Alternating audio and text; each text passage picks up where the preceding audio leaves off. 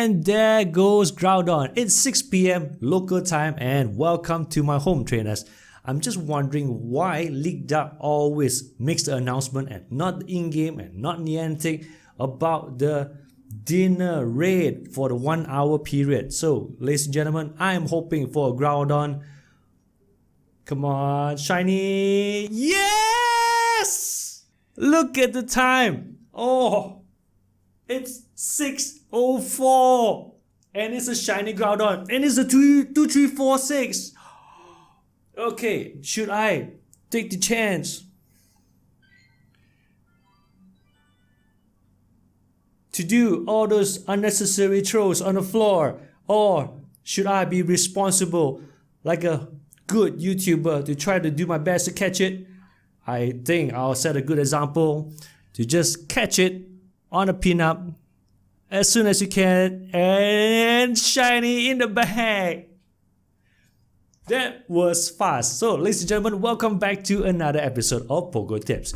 This is how we look like before the Singapore Safari Zone, and this is how we look like after the Safari Zone.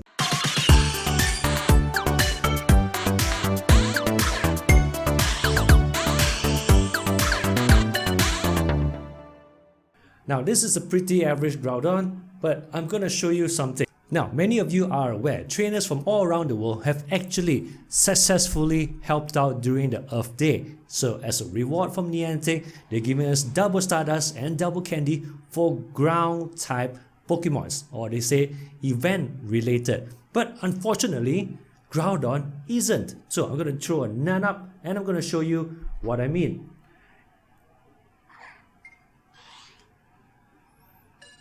Throw a none up, count to 5, hopefully it mellows down, and then golden rest all the way. Now I'm gonna save time by throwing before it attacks at its nose. Perfect. And the candy is gonna be 3 candy, 100 Stardust instead of 200, even though it's a ground type.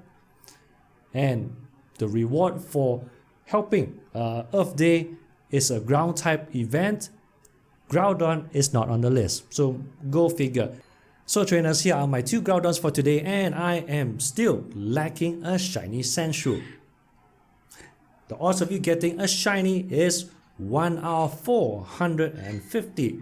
Now, however, for Diglett, I caught 5 within the last 24 hours, so I think the odds are not 1 out of 450, but for Cubone and for Sandshrew, I believe they're still 1 out of 450 odds. Okay, no shiny. Now, one curious thing about this event, for this 6 PM 1 hour frenzy for Groudon was actually unannounced until the New Zealand trainers reported it. Yeah, they're a few hours ahead of us. So they reported it, we scrambled. I'm actually babysitting today, so I'm not going out. And League Dark, thank you so much for sending it out. The whole world found out about it, and it wasn't announced in the events or even the news. So that's pretty weird. It wasn't on Niantic's Twitter as well, or Pokemon Go. It is so confusing, but I'm super glad I got a 2, 3, 4, 6 Groudon. Ladies and gentlemen, the legendary Lake Trio has been released worldwide. Now, they are all in different regions, but the timing of their release is just perfect for the abdication of the Emperor of Japan. Now, it ends the Heisei era, which actually saw the rise of Japanese electronic products, the rise of Pokemon, the rise of Nintendo for all our benefit. So, all the best for the ex-emperor, and may he live long and prosper. Now, why do I say it's appropriate? It is because this legendary trio, it has said to have taught humans a long time ago about emotions, knowledge, and willpower. So in this day and age, we need all 3.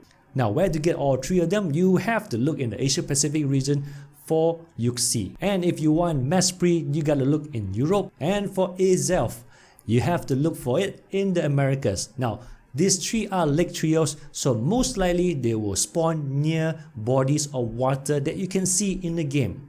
So I'm going to sidetrack a little bit. There's such a huge contrast between the Go Fest and Singapore Safari Zone. Now, of course, the $25 is a big difference in terms of fee entrance, but the way it was handled was totally different. I think in Singapore, the SDC, the Sentosa Development Corporation, was the one handling the draws.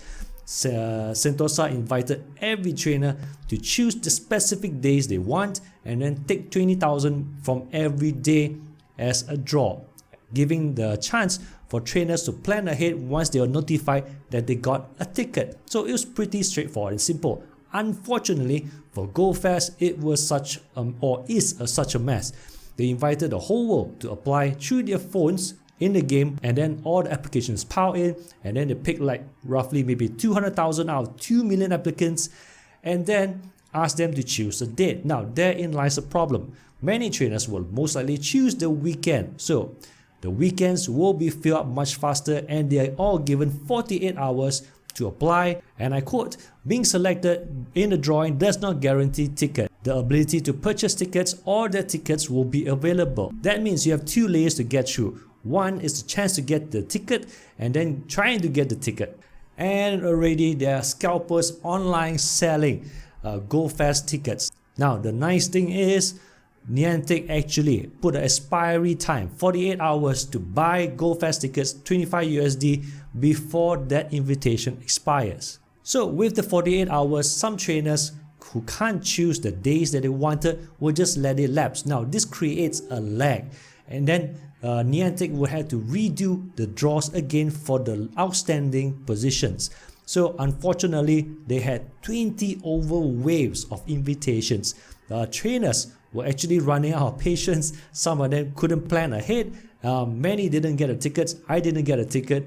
So all in all, I do want to congratulate the Sentosa Development Corporation. Actually, I wanted to work in Singapore for a very long time, but I never had the chance. This is what happened for this week. I managed to meet up with Brendan Tan in KL, and we did some raids together. I also participated in a PvP tournament. And to top it off, I actually met King. King, one of the world's best YouTube content provider for PvP material. He's all the way from Canada, Toronto, and I managed to have dinner with him. This is King. How's it going, guys? Now, some of you may know him from all the PvP videos that he does. It's top quality content. Subscribe to his channel. Okay, he's right here in Malaysia, and believe it or not, I was from Winnipeg. That's right. Oh wow! Back to Singapore, so then back to Toronto. See you in Canada. Yeah, see you in Canada. So trainers, that's a little unknown fact about me. I actually worked and lived in Canada for a little while in a place called Winnipeg. Now with the temperature there being minus 30 a lot of times, in fact right now in May, today's May, the temperature is just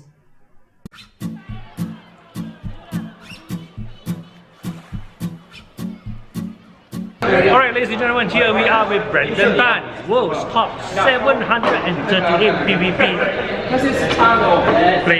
player. Yes, versus world's number 2558.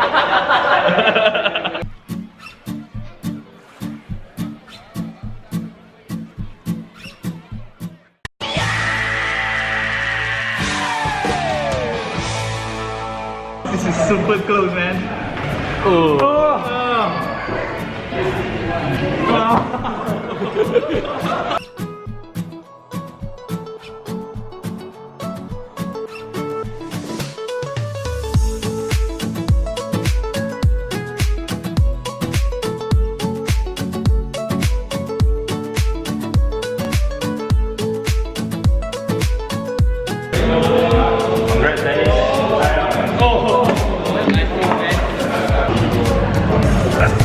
Playing my best friend here.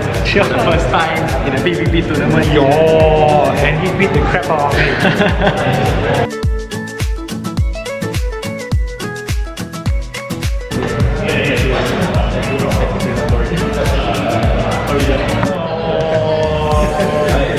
Took my feelings out.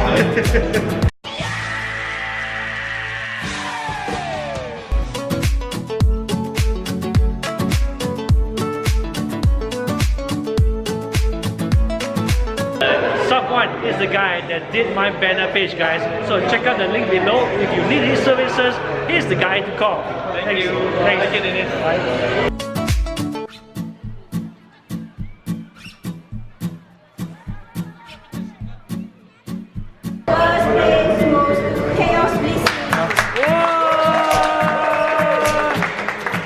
Again,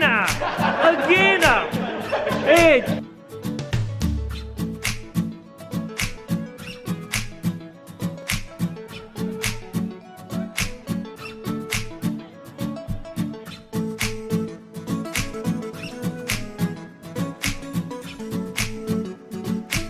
Since 5th place and 6th place were tied with the same points, Oh, Dennis, you won.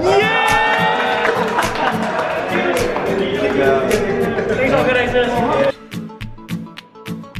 Okay, that's it for this month's Kingdom Cup in Cyberjaya. Thanks guys.